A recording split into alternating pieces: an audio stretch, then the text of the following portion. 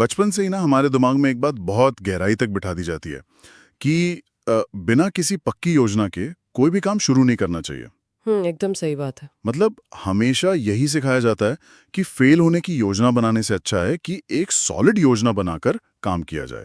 हम्म लेकिन मैं सोच रहा था कि क्या हो अगर ये जो परफेक्ट प्लान वाली बात है, यही असल में विकास की या कहें ग्रोथ की सबसे बड़ी रुकावट हो। ये तो बहुत ही दिलचस्प सवाल है ना? क्या हो अगर हर एक कदम को पहले से तय करने की ये जिद आगे बढ़ने के सारे रास्ते ही बंद कर रही हो? हम्म तो आज के इस डीप ड्राइव में जहां हम the architecture of growth, action over perfection नाम के स्रोत का गहराई से रणनीतिक विश्लेषण कर रहे हैं, हम इसी उलझन को सुलझाने वाले हैं। बिल्कुल, और ये चर्चा बहुत जरूरी है। आज का हमारा मिशन ये समझना है कि कैसे एक्शन ही असली रणनीति है और परफेक्शन सिर्फ एक खूबसूरत धोखा है। देखिए, ये ना एक ऐसा विरोधाभास है जो पहली नज़र में बहुत अजीब लगता है। मतलब एक तरफ तो ये माना जाता है कि इंसान को दूरदर्शी होना चाहिए, और दूसरी तरफ हम देख रहे हैं कि जो लोग शुरुआत से ही पूरी क्लैरिटी ढूंढते हैं, जो एकदम सब कुछ परफेक्ट चाहते हैं। हाँ, वे अक्सर मैदान में उतरने से पहले ही रेस से बाहर हो जाते हैं। आज की चर्चा का आधार यही विज्ञान है।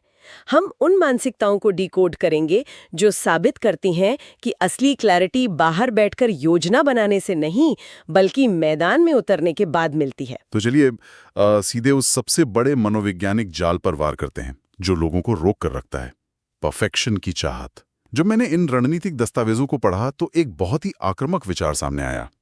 Start messy, clarity comes later. बहुत ही पावरफुल स्टेटमेंट है। मतलब कि शुरुआत भले ही अव्यवस्थित हो, रास्ता खुद ब खुद साफ हो जाएगा। अब किसी भी नए काम को शुरू करते वक्त पहला ख्याल यही आता है कि अगर सब कुछ एकदम परफेक्ट नहीं है तो लोग क्या कहेंगे या काम पूरी तरह से खराब हो जाएगा। और यहीं पर मनोविज्ञान का एक बहुत बड़ा ट्रैप काम करता है। इंसान का दिमाग ना स्वाभाविक रूप से अनिश्चितता से नफरत करता है। वो परफेक्शन को एक ढाल की तरह इस्तेमाल करता है, एक बहारे की तरह। बिल्कुल।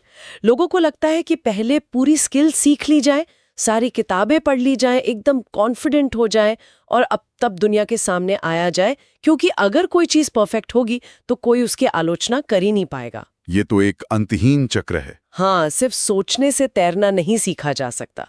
जब एक मेसी या अव्यवस्थित शुरुआत होती है तो वो कोई लापरवाही नहीं है। रणनीतिक नजरिए से मैं कहूंगी कि वो शुरुआती कंफ्यूजन असल में सबसे पहला डेटा कलेक्शन पॉइंट है। तैरने वाले उदाहरण से ना मुझे एक बच्चे की याद आती है जिसके बारे में इन नोट्स में काफी गहराई से बात की गई है। मतलब एक बच्चा जब चलना सीखता है तो क्या वो गुरुत्वाकर्षण और बैलेंस की पूरी थ्योरी समझकर पहला कदम रखता है? अरे नहीं, बिल्कुल नहीं। वो खड़ा होता है, गिरता है, लड़खड़ाता है। उसकी शुरुआत पूरी तरह से बिखरी हुई होती है। और अगर हम इस प्रक्रिया को न्यूरोलॉजिकल स्तर पर समझें तो तस्वीर और भी साफ हो जाती है। जब वो बच्चा गिरता है तो उसका शरीर सिर्फ फेर नहीं हो रहा होता। इंसान के दिमाग में एक वेस्टिब्यूलर सिस्टम होता है जो बैलेंस कंट्रोल करता है। अच्छा। हाँ, और हर बार गिरने पर वो सिस्टम एक नया डेटा पॉइंट रजिस्टर कर रहा होता है। उसे पता चलता है कि किस एंगल पर शरीर का वजन कैसे काम करता है।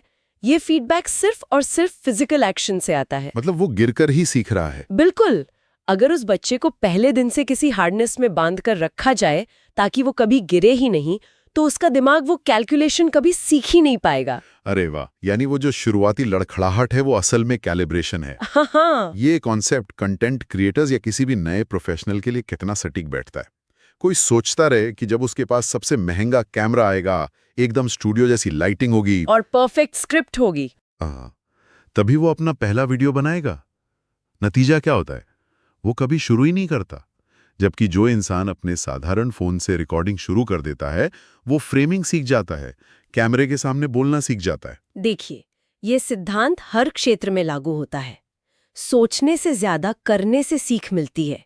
ये कोई कहावत नहीं है, बल्कि कॉग्निटिव साइंस का फैक्ट है। परफेक्शन सिर्फ एक बहाना है अपने डर को छिपाने का। बहुत सही बात है। जब बिना पूरी तैयारी के काम शुरू किया जाता है तो बाजार या परिस्थितियां तुरंत फीडबैक देती हैं। असल दुनिया से टकराकर ही पता चलता है कि कौन सी थ्योरी काम कर रही है और कौन सी नहीं। इसके लिए ना मेरे दिमाग में एक बहुत ही मजेदार एनालॉजी आ रही है। ये जो परफेक्ट मोमेंट का इंतजार करना है, ये बिल्कुल वैसा ही है जैसे कोई इंसान घर से निकलने से पहले ये सोचे कि जब शहर की सारी ट्रैफिक लाइट्स एक साथ हरी हो जाएंगी, ग्रीन हो जाएंगी, तभी वो गाड़ी स्टार्ट करेगा। ये तो एक नेवर एंडिंग लूप है ना? ऐसा कभी नहीं होने वाला। गाड़ी निकालनी ही पड़ती है, कुछ लाल बत्तियों पर रुकना पड़ता है, रास्ते बदलने पड़ते हैं और तब जाकर मंजिल मिलती है। वो एनालॉजी असल में इस पूरे फ्रेमवर्क का सार है। रास्ते की रुकावटें ही तय करती हैं कि दिशा सही है या नहीं। लेकिन रुकिए, यहाँ एक बहुत बड़ा खतरा भी तो है। मतलब एक सवाल मेरे दिमाग में आ रहा है। हाँ, बताइए। अगर एक्शन लेना इतना ही जरूरी है और परफेक्शन का इंतजार नहीं करना है, तो क्या इसका मतलब ये है कि बस आंख बंद करके छलांग लगा दी जाए? अगर बिना सोचे समझे आवेग में आके फैसले लिए जाने लगें, तो वो एक्शन नहीं, बेवकूफी होगी। ये पॉइंट तो है। तो फिर एक रणनीतिक शुरुआत और एक अराजक शुरुआत के बीच की लाइन कहाँ खींची जाए? ये बहुत ही महत्वपूर्ण चुनौती है। देखिए, अव्यवस्थित शुरुआत का मतलब अराजकता या अंधाधुंध काम करना बिल्कुल नहीं है। यहीं पर एक रणनीतिकार की सोच सामने आती है। अच्छा, कैसे? एक्शन जरूरी है, लेकिन वो एक्शन दिशाहीन नहीं होना चाहिए। इस संदर्भ में कार्पेंट्री यानी बढ़ईगिरी का वो पुराना नियम बहुत काम आता है, मेजर ट्वाइस कट वंस। मतलब लकड़ी को 2 बार नापा जाना चाहिए और फिर 1 बार काटा जाना चाहिए। बिल्कुल, क्योंकि एक बार कटने के बाद सुधार मुश्किल होता है। जीवन के बड़े फैसलों में भी यही होता है, चाहे वो करियर का कोई बड़ा बदलाव हो या कोई वित्तीय निवेश हो, या फिर रिश्तों में लिया गया कोई गंभीर फैसला हो। एकदम सही। यहाँ मेजर ट्वाइस का मतलब है उस न्यूनतम आवश्यक डेटा को इकट्ठा करना जो एक ठोस कदम उठाने के लिए चाहिए। ये परफेक्शन की तलाश नहीं है, ये रिस्क असेसमेंट है। अगर हम इसे एक व्यवहारिक स्थिति में रखें, जैसे मान लीजिए किसी प्रतियोगी परीक्षा की तैयारी करनी है। अगर कोई छात्र ये सोचकर कि बस एक्शन लेना है, बिना किसी सिलेबस को देखे कोई भी रैंडम किताब उठाकर पढ़ना शुरू कर दे, तो वो सिर्फ अपनी ऊर्जा बर्बाद कर रहा है। वो मेहनत तो कर रहा है, लेकिन वो कट वंस नहीं है। वो बस अंधेरे में तीर चला रहा है। एकदम सही एनालॉजी दी आपने। उस छात्र के लिए मेजर ट्वाइस का मतलब है पहले पिछले साल के प्रश्न पत्र देखना, सिलेबस का पैटर्न समझना, अपनी कमजोरी और ताकत का आकलन करना। और जब ये सब हो जाए, हाँ, जब ये काम हो जाता है, तब जो फोकस्ड पढ़ाई शुरू होती है वो कट वंस है। और पता है, ये मनोविज्ञान रिश्तों में भी उतना ही सच है। रिश्तों में कैसे? जब इंसान बहुत गुस्से में होता है, तो उसका अमिगडाला, दिमाग का वो हिस्सा जो भावनाओं को कंट्रोल करता है, वो लॉजिकल हिस्से पर हावी हो जाता है। आवेग में आके कुछ भी कह देना बिना नापे काटने जैसा है। और बाद में सिर्फ पछतावा बचता है। बिल्कुल। मेजर ट्वाइस का मतलब है किसी भी बड़े ट्रिगर से पहले थोड़ा पॉज लेना। लेकिन मेरी उलझन अभी भी वही है। मतलब मैंने देखा है कि बहुत से लोग इस मेजर ट्वाइस के फंडे को ओवरथिंकिंग का लाइसेंस मान लेते हैं। ये बहुत आम बात है। वे कहते हैं कि वे तो बस एनालाइज कर रहे हैं, रिस्क को कम कर रहे हैं। वे महीनों तक अनगिनत बार चीजों को नापते रहते हैं, हर खतरे का डेटा निकालते हैं और कभी उस लकड़ी को कट करते ही नहीं है। फिर से वही एनालिसिस पैरालिसिस। हाँ, ये एक बड़ा ट्रैप है। तो फिर स्मार्ट प्लानिंग और ओवरथिंकिंग के बीच का फर्क कैसे तय होगा? देखिए, फर्क नियत और एंड गोल में है। स्मार्ट प्लानिंग का उद्देश्य कभी भी रिस्क को जीरो करना नहीं होता, क्योंकि रणनीतिक दुनिया में जीरो रिस्क जैसी कोई चीज होती ही नहीं है। सही बात है। अगर कोई हर संभावित खतरे का समाधान पहले से खोजना चाहता है, तो वो असल में एक्शन से भाग रहा है। मेजर ट्वाइस का सिर्फ एक ही लक्ष्य होता है, एक ऐसा बिंदु खोजना चाहे इतना आत्मविश्वास आ जाए कि पहला कदम उठाया जा सके। मतलब पूरी सीढ़ी देखने की जरूरत नहीं है? बिल्कुल नहीं, सिर्फ अगले कदम पर रोशनी पड़नी चाहिए। जो लोग प्लानिंग में ही फंसे रहते हैं, वे एग्जीक्यूशन से डरते हैं। अंततः सारे परिणाम, सारा रिवॉर्ड उस कट करने पर निर्भर करता है, नापने पर नहीं। तो एक संतुलन बन गया, प्लानिंग कर ली गई, एक दिशा तय कर ली गई और अव्यवस्थित शुरुआत भी कर दी गई। अब जब इस नए रास्ते पर कदम रखा जाता है, तो एक और बहुत बड़ी मनोवैज्ञानिक दीवार सामने आती है। अहंकार की दीवार। हाँ, मानव अहंकार। इंसान का वो ईगो जो उसे ये मानने से रोकता है कि उसे कुछ नहीं आता। इन दस्तावेजों में एक बहुत ही शक्तिशाली विचार सामने आता है। अज्ञानता को स्वीकार करने की शक्ति, मुझे नहीं पता कहने की हिम्मत। मैं कहूंगी कि अहंकार असल में विकास का सबसे बड़ा दुश्मन है। जब कोई व्यक्ति ये मान लेता है कि उसे सब कुछ पता है, या वो खुद को हर जगह एक्सपर्ट साबित करने की कोशिश में लग जाता है, तो उसके सीखने की प्रक्रिया वहीं रुक जाती है। मतलब ग्रोथ का रास्ता बंद। हाँ, जिसे ज़ेन फिलॉसफी में बिगनर्स माइंड या शुरुआती इंसान की सोच कहा जाता है, वो एक बहुत बड़ा रणनीतिक टूल है। शुरुआती इंसान के दिमाग में अनगिनत संभावनाएं होती हैं, लेकिन एक एक्सपर्ट के दिमाग में बहुत कम। ये तो हर नई स्किल के साथ होता है। मान लीजिए कोडिंग सीखना शुरू किया जा रहा है या पहली बार पब्लिक स्पीकिंग के लिए स्टेज पर जाया जा रहा है। शुरुआत में नए शब्द, नए कॉन्सेप्ट्स इतने डरावने लगते हैं कि इंसान खुद को बहुत कंफ्यूज्ड महसूस करता है।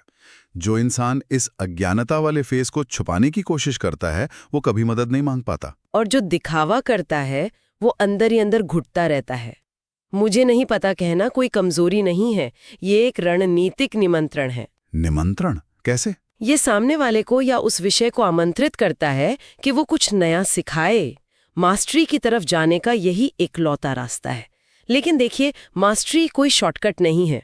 हाँ, वो तो एक लंबा खेल है। बिल्कुल। जब कोई गिटार सीखना शुरू करता है तो शुरुआत में उंगलियों में तेज दर्द होता है, तार सही से नहीं दबते, आवाज बेसुरी निकलती है। अगर कोई ईगो में आ जाए कि मुझसे ये तुरंत क्यों नहीं हो रहा, तो वो गिटार छोड़ देगा। और जो उस दर्द को सह लेता है वो आगे बढ़ता है। लेकिन यहाँ ना स्रोत में एक और दिलचस्प कॉन्सेप्ट सामने आता है, प्लेटू फेज। हाँ, प्लेटू फेज बहुत ही महत्वपूर्ण है। गिटार वाले उदाहरण को ही लें। शुरुआत में दर्द होता है, फिर कुछ कॉर्ड सीखने के बाद लगता है कि तेजी से प्रोग्रेस हो रही है। लेकिन फिर एक ऐसे समय आता है जहां कई हफ्तों तक लगता है कि कोई सुधार नहीं हो रहा। इंसान वहीं के वहीं अटका हुआ महसूस करता है। ये फेज बहुत ही फ्रस्ट्रेटिंग होता है। वो जो प्लेटो फेज है ना, वो बहुत ही क्रिटिकल होता है। बाहर से देखने पर लगता है कि विकास रुक गया है, लेकिन न्यूरोलॉजिकल स्तर पर उस समय दिमाग में बहुत बड़ा काम चल रहा होता है। दिमाग में क्या हो रहा होता है उस वक्त? जो चीजें सीखी गई हैं, दिमाग उनके न्यूरल पाथवेज को मजबूत कर रहा होता है। इसे बायोलॉजिकल भाषा में माइलिनेशन कहते हैं। माइलिनेशन, ये कैसे काम करता है? जब बार बार अभ्यास किया जाता है तो दिमाग उन रास्तों पर एक तरह की कोटिंग कर देता है, ताकि भविष्य में वो काम बिना सोचे हो सके, जिसे हम मसल मेमोरी कहते हैं। वो बोरियत, वो ठहराव असल में दिमाग का वो समय है जब वो जानकारी को पचा रहा होता है। अरे वाह, ये एक बहुत ही शानदार इंसाइट है। मतलब वो जो फ्रस्ट्रेशन है वो फेलियर नहीं है, वो सिर्फ एक बायोलॉजिकल प्रोसेस का हिस्सा है। बिल्कुल। लेकिन आज की दुनिया को देखिए, फास्ट इंटरनेट, इंस्टेंट फूड, हर चीज का शॉर्टकट चाहिए। सोशल मीडिया पर हर तरफ रातों रात मिली सफलता का दिखावा है। हाँ, सब कुछ इंस्टेंट चाहिए लोगों को। ऐसे में किसी एक स्किल के लिए सालों तक उस बोरियत वाले प्लेटो फेज में टिके रहना, ये शायद आज के समय की सबसे बड़ी रणनीतिक चुनौती बन गई है। और यही कारण है कि आज के समय में फोकस इतना दुर्लभ हो गया है। आज का अटेंशन स्पैन इतना कम हो गया है कि लोग प्रक्रिया से पहले परिणाम चाहते हैं, जो कि संभव नहीं है। एकदम। जो लोग त्वरित सफलता के पीछे भागते हैं, वे अक्सर सतही स्तर पर ही रह जाते हैं। असली मास्टरी तब आती है जब इंसान प्रक्रिया से प्यार करना सीख जाता है। रातों रात मिलने वाली सफलता एक भ्रम है। यह अक्सर सालों की अनदेखी मेहनत का नतीजा होती है। तो इसका समाधान क्या है? हर दिन खुद से सिर्फ एक सवाल पूछा जाना चाहिए, आज क्या नया सीखा? ये सवाल ईगो को खत्म करता है और इंसान को लंबी अवधि के खेल में बनाए रखता है। तो अब हमारे पास विकास का एक पूरा ढांचा तैयार है। परफेक्शन की जिद छोड़ना, रणनीतिक संतुलन बनाना, अपने अहंकार को किनारे रखना और लंबी अवधि के लिए टिके रहना। बिल्कुल। लेकिन एक बहुत बड़ा सवाल अभी भी बाकी है। इस सारी ऊर्जा, इस अनुशासन को लगाया कहाँ जाए? अगर ये सब सीखकर सिर्फ आसान काम ही किए जाएं, तो क्या असली विकास होगा? नहीं, बिल्कुल नहीं। इन रणनीतिक दस्तावेजों में इसका जवाब बहुत ही स्पष्ट है। असली विकास तब होता है जब जानबूझकर ऐसी समस्याओं को चुना जाता है जिनसे बाकी दुनिया भाग रही है। हमेशा एक छलावा होता है। वो आराम देता है, लेकिन वो कोई पहचान नहीं बनाता।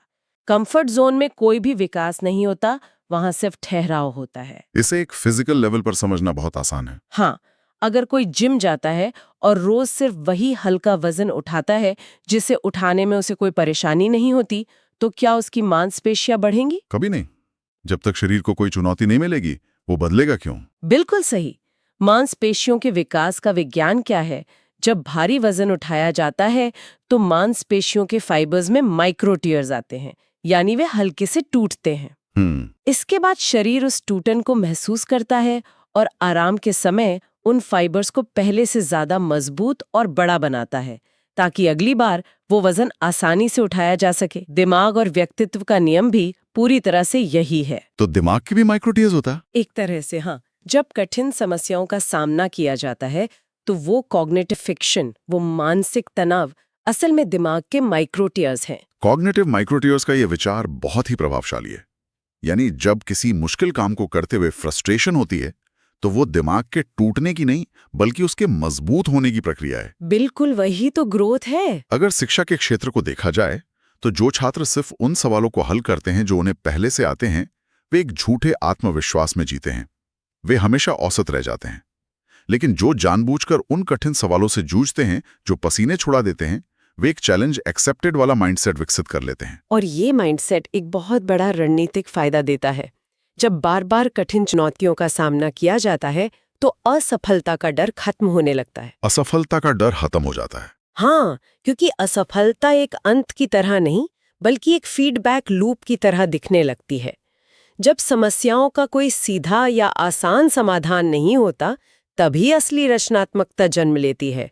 Out of the box ideas तभी आते हैं जब सीधा रास्ता बंद हो। ये बात ना मुझे वीडियो गेम की याद दिला रही है। वीडियो गेम कैसे? सोचिए कोई प्लेयर किसी गेम को हमेशा इजी मोड पर खेल रहा है।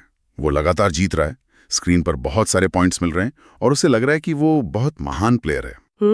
उसे झूठा कॉन्फिडेंस आ जाता है। बिल्कुल, लेकिन असल में उस गेम के अंदर उसकी स्किल्स कभी अपग्रेड नहीं हो रही हैं। जब कोई असली चुनौती आएगी तो वो एक झटके में हार जाएगा। मुश्किल समस्याएं असल में दुनिया में एक फिल्टर की तरह काम करती हैं, जो औसत और असाधारण को अलग कर देती हैं। और वो फिल्टर ही सब कुछ तय करता है। जब कोई ऐसा काम चुना जाता है जो मुश्किल है, तो अपने आप ही प्रतिस्पर्धा आधी हो जाती है। सही कहा। बाजार हो, करियर हो या व्यक्तिगत जीवन, सबसे ज्यादा कद्र उसी की होती है जो उन जटिलताओं को सुलझाता है जिन्हें देखकर बाकी लोग पीछे हट जाते हैं। कठिन काम सिर्फ नई स्किल्स ही नहीं सिखाते, वे धैर्य, अनुशासन और लचीलापन भी सिखाते हैं। मतलब ग्रोथ का रास्ता आसान नहीं हो सकता। कभी नहीं। ग्रोथ कभी भी आरामदायक नहीं होती। अगर डिस्कम्फर्ट नहीं है, अगर थोड़ी बेचैनी महसूस नहीं हो रही है, तो इसका सीधा सा मतलब है कि ग्रोथ नहीं हो रही है। तो इस पूरे रणनीतिक विश्लेषण को अगर समेटा जाए तो एक बात बिल्कुल साफ हो जाती है। विकास या ग्रोथ कोई संयोग नहीं है। ये परफेक्शन की जिद छोड़कर मैदान में उतरने का साहस है। बिल्कुल। ये सोच समझकर बिना आवेग के कदम उठाने की कला है। ये अपने अहंकार को किनारे रखकर हमेशा सीखते रहने और जानबूझकर उन कठिन रास्तों को चुनने का एक सिस्टम है जो चुनौती देते हैं। मैं कहूंगी कि ये उन लोगों के लिए एक ब्लूप्रिंट है जो जीवन में सिर्फ दर्शक बनकर नहीं रहना चाहते, बल्कि जो खुद अपने भविष्य के आर्किटेक्ट बनना चाहते हैं। प्रक्रिया पर भरोसा करना, अपने दिमागी माइक्रोटियर्स को स्वीकार करना और हर दिन थोड़ा बेहतर बनने का प्रयास करना ही इस आर्किटेक्चर की असली नींव है। इस डीप डाइव को खत्म करने से पहले यहाँ एक गहरा विचार है जिस पर सबको शांत दिमाग से सोचना चाहिए। शुरुआत में बात हुई थी कि कैसे इंसान हमेशा परफेक्शन चाहता है और अनिश्चितता से, मुश्किलों से डरता है। अक्सर उन समस्याओं से भागने में सारी ऊर्जा लगा दी जाती है जो सबसे ज्यादा डराती हैं। लेकिन जरा सोचिए, क्या ऐसा हो सकता है कि जिस चुनौती से बचने के लिए सबसे ज्यादा जोर लगाया जा रहा है, असल में वही चुनौती भविष्य का सबसे बड़ा रणनीतिक हथियार बनने वाली हो? क्या पता वो डर कोई चेतावनी नहीं है, बल्कि सही दिशा दिखाने वाला एक कंपास है।